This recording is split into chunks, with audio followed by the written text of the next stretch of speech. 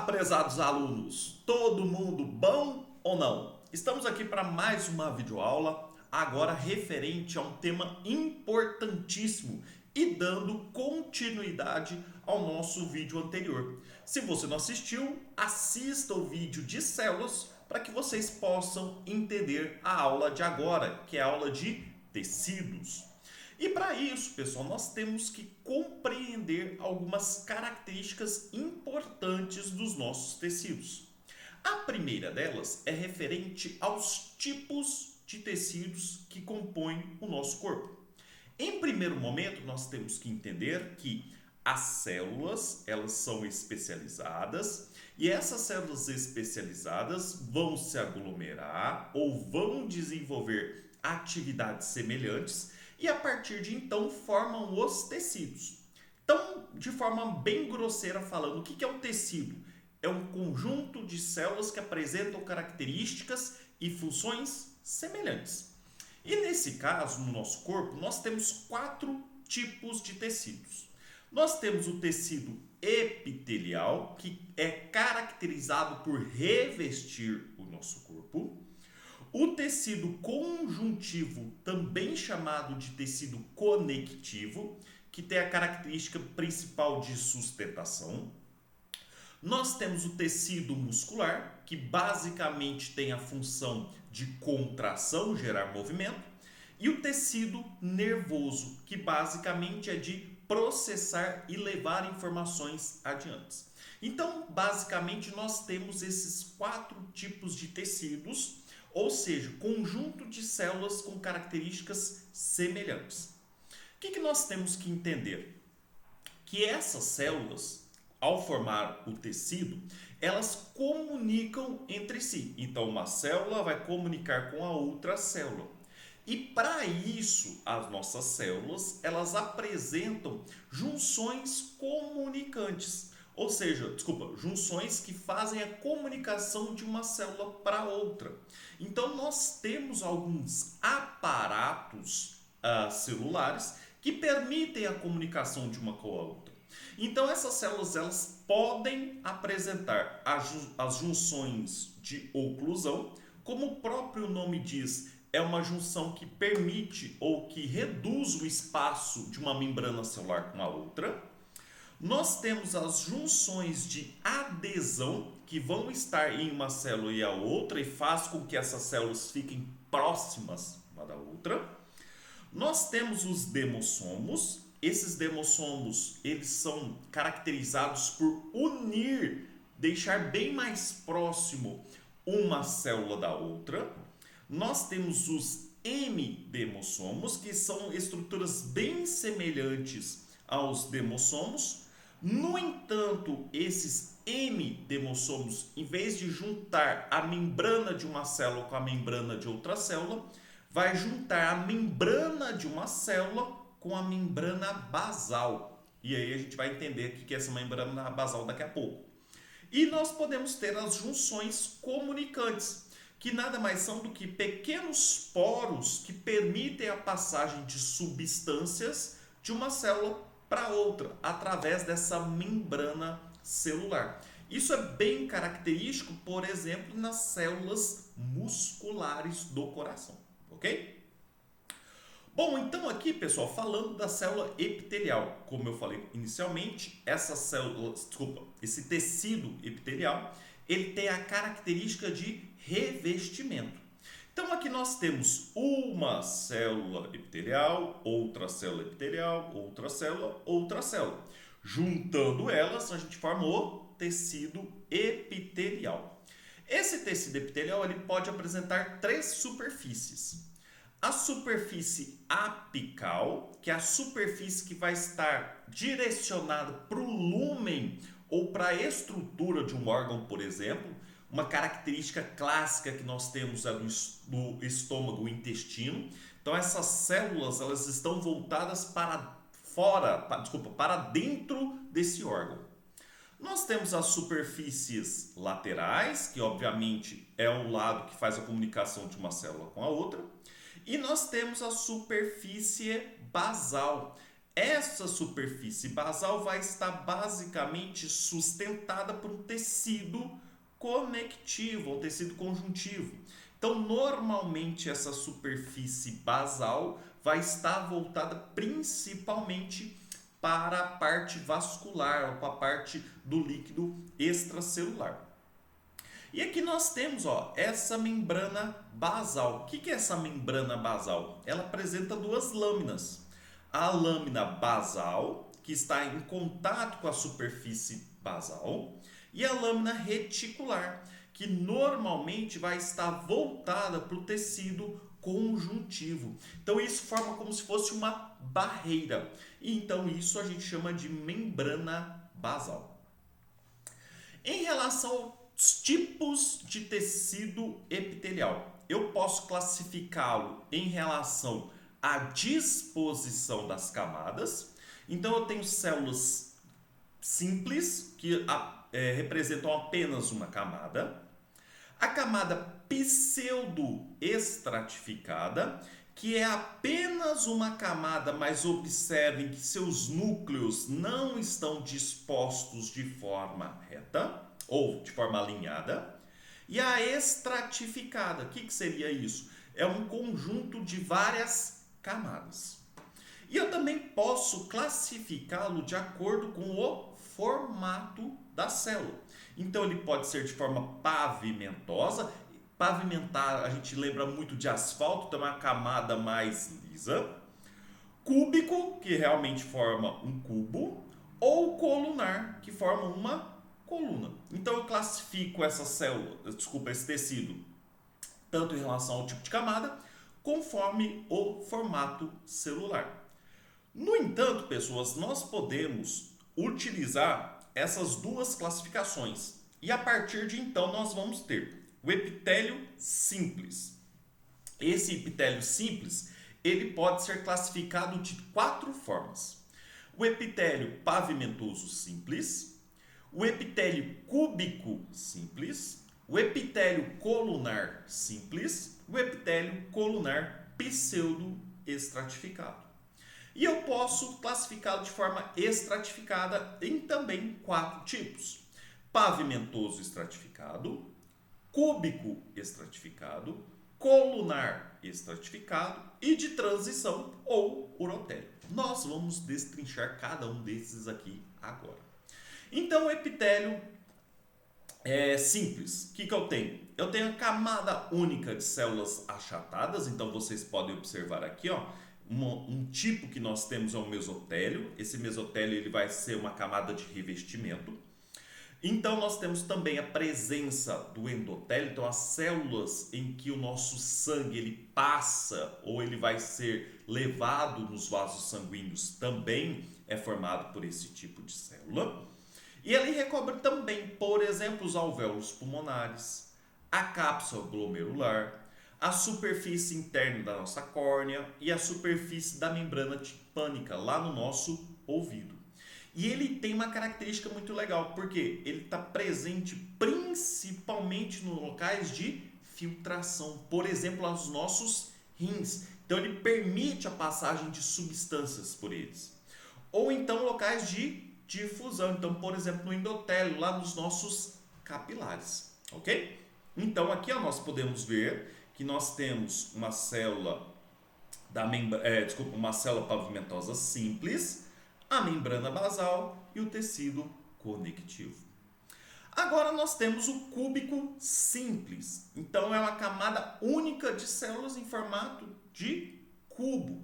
Muito fácil da gente ver. Então observem aqui nos nossos rins que nós temos esse tipo de célula. Então essa célula que nós temos o núcleo e o tecido conectivo. E observe, nós temos uma célula cúbica, outra célula cúbica e assim sucessivamente. E aqui nós temos uma região importantíssima lá da parte dos rins, dos néfrons, que permitem principalmente o processo de secreção ou de absorção. Então ele cobre a superfície dos ovários, reveste a superfície anterior da cápsula da lente do olho, forma o epitélio pigmentado na superfície posterior da retina do olho, reveste os túbulos renais e ductos menores de muitas glândulas. compõe a porção secretora e ductos de algumas glândulas. E como eu falei para vocês, eles têm a principal função de secretar, ou seja, eles liberam substâncias ou absorvem-as. Agora nós temos o epitélio colunar simples, não ciliado, isso é importante porque não apresenta cílios.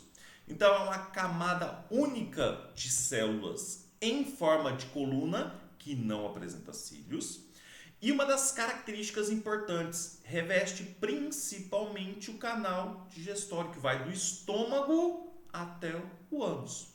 Também apresenta ductos de muitas glândulas, então, por exemplo, o nosso estômago e intestinos secretam substâncias, e também presente na vesícula biliar.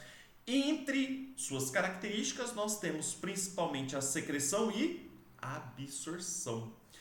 O muco secretado lubrifica os revestimentos dos tratos digestórios, respiratórios e genital, e grande parte do trato urinário.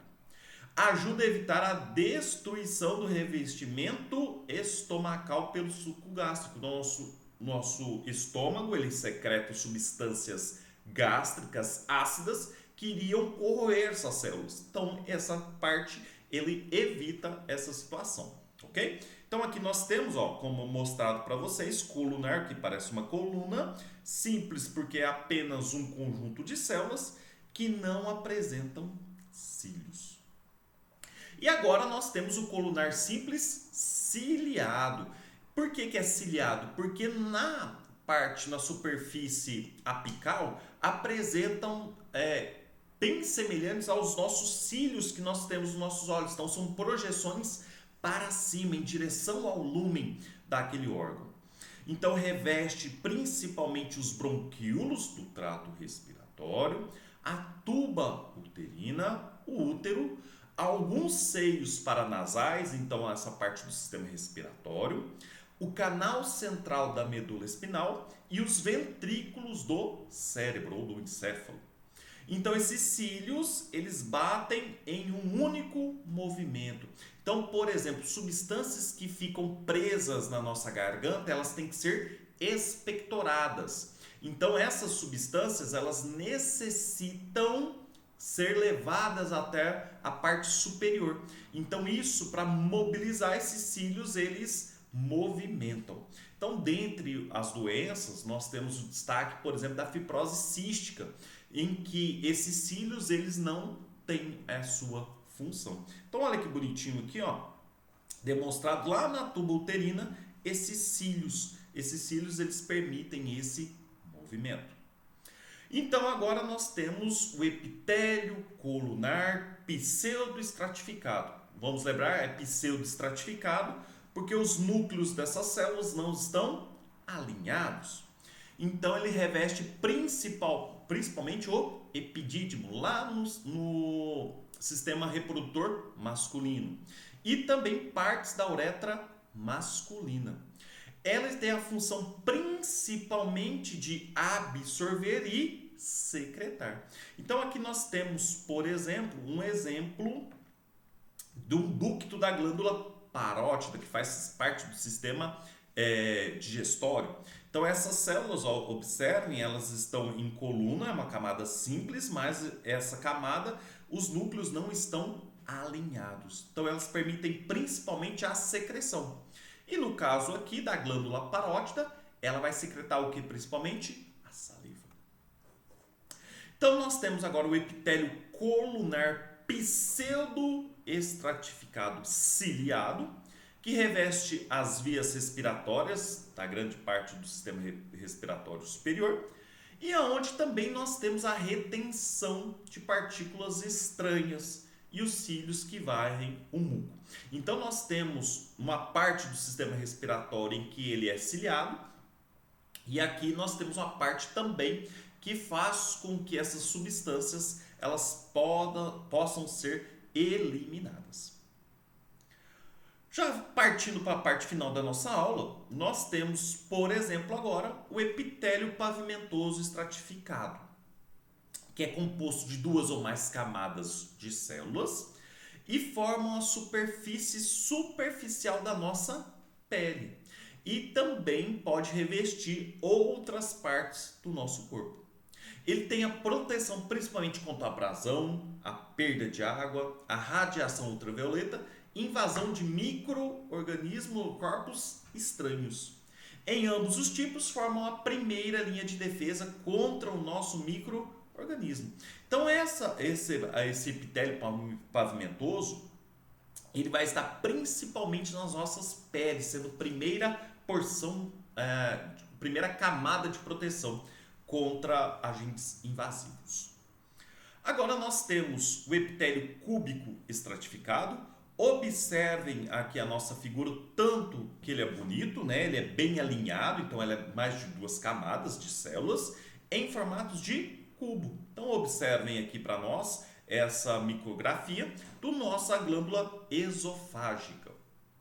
A principal função dela é proteção, secreção e absorção. No entanto, é uma absorção limitada. Por isso que no nosso esôfago, praticamente nós não temos absorção de nutrientes.